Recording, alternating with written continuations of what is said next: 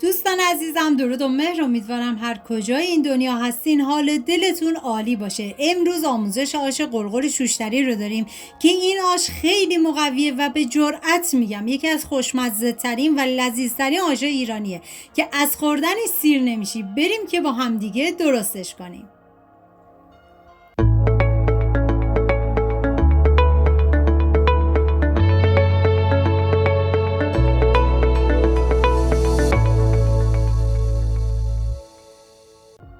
مواد لازم: گوشت گردن، باقلای خشک، نخود، گندم پوستکنده، عدس، پیاز و ادویه هم شامل نمک، فلفل قرمز، زردچوبه و پودر گشنیز هستش. من اندازه های دقیقم داخل دیسکریپشن نوشتم.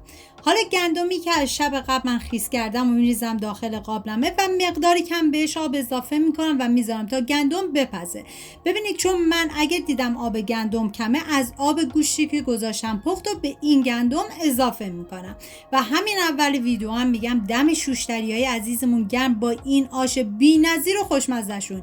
اگه تا به حال این آش رو امتحان نکردید حتما درست کنید که مطمئنم هر کی بخوره عاشقش میشه. و نخودم من از 24 ساعت قبل خیس کردم و بعد از اون میریزم داخل قابلمه و آب بهش اضافه میکنم و میذارم تا کاملا بپزه. ببینید شما میتونید نخود رو بذارید با گوشت بپزه، ولی من چون گوشت رو جداگونه گذاشتم پخت و نخود رو به صورت جدا میذارم بپزه. و عدس رو من از چندین ساعت قبل خیس کردم و بعد از اون میریزم داخل قابلمه، آب بهش اضافه میکنم و میذارم تا عدسم کاملا بپزه. ببینید چون زمان پخت عدس و نخود متفاوته، باید بذارید به صورت جداگونه پخته بشه. و باقلای خشکم من از شب قبل خیس کردم و بعد از اون گذاشتم باقلم کاملا پخت که من گوشت و باقله رو از قبل گذاشتم پخت و آماده کردم. و پیاز دارم به صورت اسلایسی من ریزش میکنم و سعی کنید که از پیاز فراوان استفاده بکنید که طعم آشو بی‌نظیر میکنه. اینجا دیگه گندم تقریبا پخته شد و مقدار آبش دیدم کمه و از آب گوشتی که گفتم بهش اضافه میکنم و یه هم میزنم تا کاملا با هم دیگه مخلوط بشن.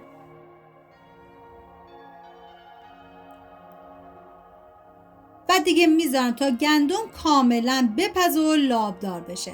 حالا توی این فاصله که گوشتی که گذاشتم پخت و از استخون جدا کردم و با گوشتکوب دستی اول کاملا میکوبم و لهش میکنم و حالا مقداری از آب گوشت رو به این گوشت اضافه میکنم تا راحت تر کوبیده بشه. و بعد از اینکه این گوشت کاملا لهش کردیم باید به گندم اضافه کنیم. ببینید در مورد گندم اگر دوست ندارید که گندم رو کاملا له کنید، میتونید مقداری از این گندم رو بردارید و به صورت جداگونه با بلندر لهش کنید و بعد از اون بریزید داخل قابلمه، یا اینکه مثل من به مدت 15 ثانیه با بلندر لهش کنید، بیش از حد له نکنید. و بعد از اون حالا گوشتی که ما کوبیدیم و به این گندم اضافه میکنیم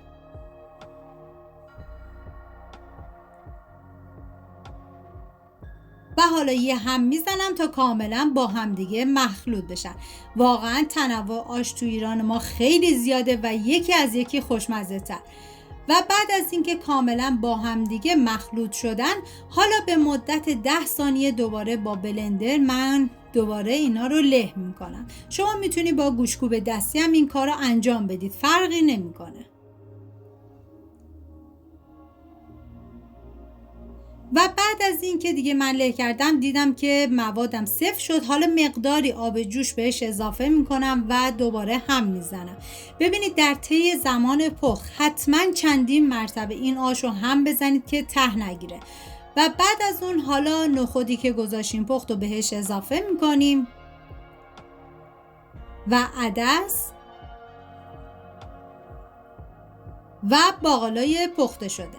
ببینید من مقداری از باقلا رو میریزم داخل قابلمه و مقداری دیگه‌ش رو برای تزیین روی آش میذارم کنار. هم میزنم تا کاملا با هم دیگه مخلوط بشن.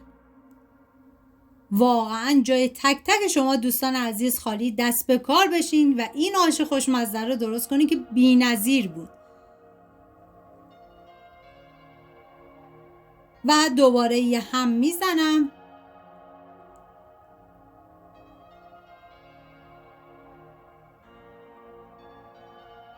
ببینید زمانی هم که این مواد رو به آش اضافه کردید باید بذارید به مدت 45 دقیقه دیگه باشه تا کاملا آش جا بیفته. و حالا توی این فاصله من داخل تابه کره حیوانی ریختم و بعد از اون که داغ شد حالا پیازی که ریز کردم بهش اضافه میکنم، هم میزنم و میذارم تا پیازها کاملا سرخ بشن.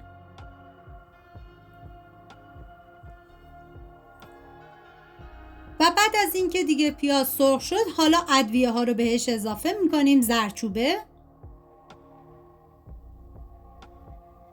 فلفل قرمز، نمک و پودر گشنیز. ببینید تو رسیپی اصلیش پودر گشنیز نبود پس قابل حذفه. هم میزنم و میذارم تا ادویه ها تف بخورن و عطر ادویه ها آزاد بشه.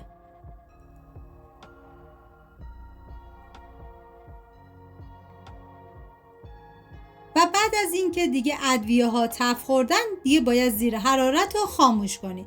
حالا میریم سراغ آش